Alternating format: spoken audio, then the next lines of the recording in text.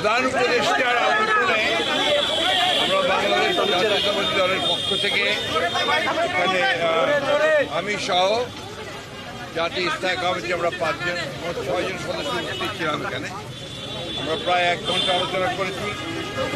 আলোচনাতে অত্যন্ত আরও পরিবেশে আলোচনা হয়েছে। এই আলোচনাতে প্রধান যে বিষয়গুলো আমরা আলোচনা করেছি সেই মধ্যে প্রধান হচ্ছে আমরা নির্বাচন সম্পর্কিত বিষয়ে আলোচনা করেছি এবং নির্বাচনের সংস্কার বিভাগ কমিশন এবং আপনার নির্বাচন ব্যবস্থার সংস্কার সব কিছুগুলোই আমরা আপনার তুলে ধরেছি এবং আমাদের যে মতামত সেটা আমরা দিয়ে এসেছি।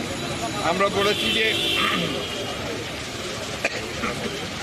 নির্বাচন কমিশনার নিয়োগ আইন স্থগিত করে প্রধান রাজনৈতিক দলসমূহের ঐক্যমতের ভিত্তিতে অনতিবিলম্বে নির্বাচন কমিশন গঠন করতে হবে এবং আমরা একটা রোড ম্যাপ দিতে বলেছি।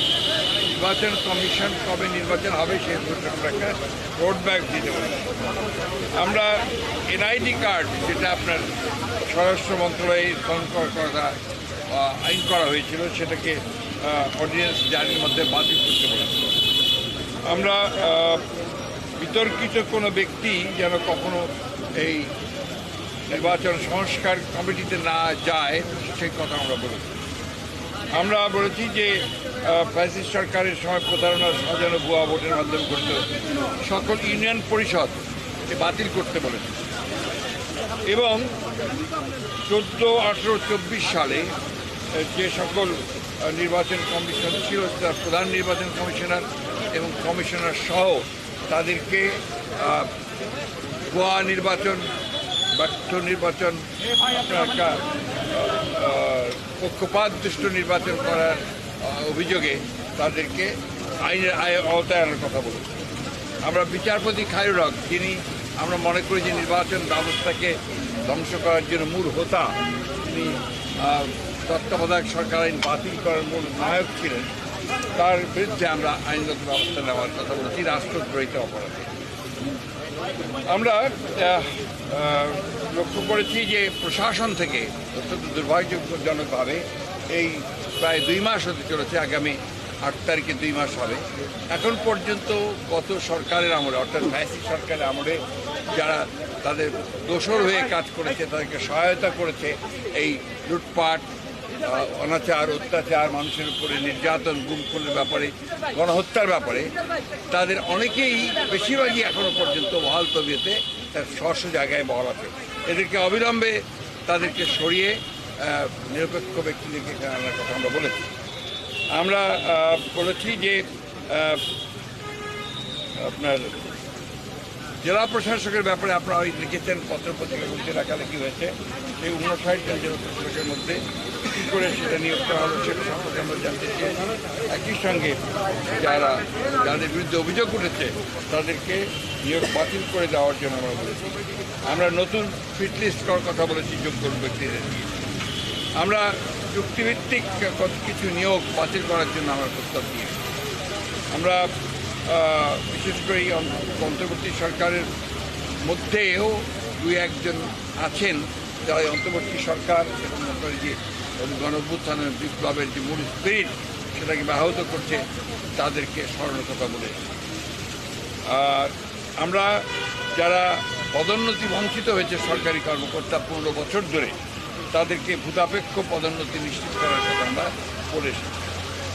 এই ছিল আমাদের আপনার মোটামুটি আপনার বক্তব্য পয়েন্ট ভিত্তিক, হ্যাঁ। এবং আপনার বিচার বিভাগের ব্যাপারে আমরা খুব পরিষ্কার করে যেটা বলেছি সেটা হচ্ছে যে এই বিচার বিভাগে হাইকোর্ট বিভাগ যেটা এখন পর্যন্ত কোনো পরিবর্তন হয়নি এবং হাইকোর্ট বিভাগের বেশিরভাগ নিয়োগই ছিল কিন্তু আপনার দলীয় ভিত্তিতে এবং প্রায় 30 জন বিচারক বহাল তবিয়তে তারা কাজ করছে এখনও। এদের ব্যাপারে ব্যবস্থা নেওয়ার জন্য প্রয়োজনীয় আইনগত ব্যবস্থা নেওয়ার জন্য আমরা কথা বলেছি। এই কিছু দল কারা বিচারক যারা আছেন তাদেরকে অপসারণ করার কথা বলেছি। আর অতি দ্রুত আমরা পিপিজিপি নতুন নিয়োগ করার কথা বলেছি।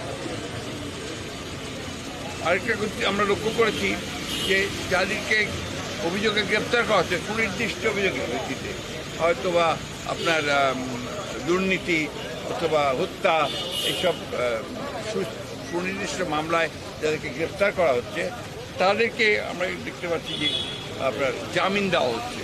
এটা অত্যন্ত উদ্বেগজনক বিষয়টা আমরা দেখার জন্য বলেছি। আমরা 2007 সাল থেকে 24 সাল পর্যন্ত 5ই আগস্ট পর্যন্ত আওয়ামী লীগের আমলে দায়েরকৃত সকল মিথ্যা মামলা, গায়েবী, ভুয়া, সাজানো, রাজনৈতিক উদ্দেশ্যে প্রণোদিত মামলাগুলোকে প্রত্যাহারের জন্য আমরা নীতিগত সিদ্ধান্ত ঘোষণা ও প্রত্যাহারের প্রয়োজনীয় ব্যবস্থা গ্রহণ করা হবে। কিছু আমলা, কিছু আপনার পুলিশ কর্মকর্তা, কিছু শুনতে পাই কিছু আপনার বিভিন্ন মন্ত্রণালয়ের লোকজনেরা এবং আপনার মন্ত্রীরা তারা দেশ ছেড়ে পালিয়ে যাচ্ছে। কীভাবে পালাচ্ছে, কার সহযোগিতায় পালাচ্ছে, সেই বিষয়গুলো আমরা দেখার জন্য বলেছি। আরেকটা বিষয় আমরা জোর দিয়ে বলেছি যে আজকে পতিত ফ্যাসিবাদী প্রধান শেখ হাসিনা ভারতে আছে। ভারতের থেকে তাকে কেন্দ্র করে তার মাধ্যমে যে সমস্ত ক্যাম্পেইন চলছে, প্রচারণা চলছে, যে অপপ্রচার চলছে, সেই বিষয়গুলো হতে পারছে এই জন্য যে সে ভারতে আছে। এই বিষয়টাকে ভারতের সরকারের সঙ্গে আলোচনা করার জন্য এবং তাকে ওই অবস্থা থেকে সরিয়ে দেওয়ার জন্য আমরা সরকারকে অনুরোধ করেছি। তারা ভারত সরকারের সঙ্গে নিয়ে কথা বলছে। সেই সঙ্গে পার্বত্য চট্টগ্রামে যে ধরনের অস্থিরতা সৃষ্টি করার চেষ্টা করা হচ্ছে সেটাও আমরা কিন্তু আপনার বলেছি যে পার্বত্য চট্টগ্রাম ব্যাপারটাকে আরও গভীরভাবে দেখে সেখানে কারা এই ঘটনাগুলোর সঙ্গে জড়িত তাদের বিরুদ্ধে ব্যবস্থা নেওয়ার জন্য আমরা কথা বলেছি। আরেকটি কথা আমি বলি যে আপনার গুমখুনের সঙ্গে যারা জড়িত তারা এখনও ধরাছোঁয়ার বাইরে। তাদেরকে খুব কম, একমাত্র জিয়াউল হাসান ছাড়া আর কাউকেই ধরা হয়। আমরা মনে করি যে অবিলম্বে, দাবি জানিয়েছি যে অবিলম্বে তাদের সঙ্গে চিহ্নিত করে তাদেরকে গ্রেপ্তার করা হোক ও তাদের বিরুদ্ধে ব্যবস্থা নেওয়া হোক। এবং জাতিসংঘের একটি দল এসছে এখানে, কিন্তু দুর্ভাগ্যজনকভাবে সেই দলটিকে যারা এর সঙ্গে জড়িত আছেন এই বিভিন্ন ডিপার্টমেন্টের, তারা তাদেরকে সেইভাবে সহযোগিতা করছে না। দ্বিতীয়ত হচ্ছে যে আপনার সম্প্রতি দুর্গা পূজাকে কেন্দ্র করে, সহযোগিতাকে কেন্দ্র করে আপনারা লক্ষ্য করেছেন যে সনাতনী ধর্মের, সনাতনের কিছু মানুষ, সবাই না, কিছু মানুষ তারা কিন্তু অত্যন্ত পরিকল্পিতভাবে জনগণেরকে উস্কে দিচ্ছে বাংলাদেশের বিরুদ্ধে। তারা অপপ্রচার চালাচ্ছে, কাজে হিন্দু কমিউনিটির উপরে এখানে অত্যাচার হচ্ছে, নির্যাতন হচ্ছে, এই ধরনের কথাবার্তা তারা বলতে যাচ্ছে, যেটা সর্বৈব এটা মিথ্যা। আমরা সবাই জানে, এটা আপনারা দেখছেন করছে। এটা হচ্ছে একটা সুদূর পরিকল্পনা তাদের যে বাংলাদেশে আপনার মাইনরিটিকে নির্যাতন করা হচ্ছে, বাংলাদেশের বিরুদ্ধে এটা একটা ষড়যন্ত্র বলে আমরা মনে করি।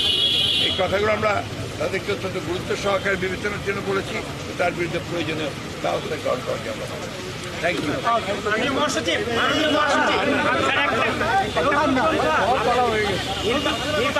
নির্বাচনের রোডম্যাপের কথা আপনারা বলেছেন, মাননীয় উপদেষ্টা এই নিয়ে একটা কন্ট্রোভার্সি হয়েছে। ওনার সফরের সময় মাননীয় সেনা প্রধানও বলেছেন যে 18 মাসের মধ্যে, এটা নিয়ে ওনারা আমি এই মাস দিনকাল নিয়ে কথা বলি না। উনি আমাদেরকে যেটা বলেছেন যেটা আমাদের 1 নম্বর প্রায়োরিটি, নির্বাচন অনুষ্ঠান তাদের 1 নম্বর প্রায়োরিটি।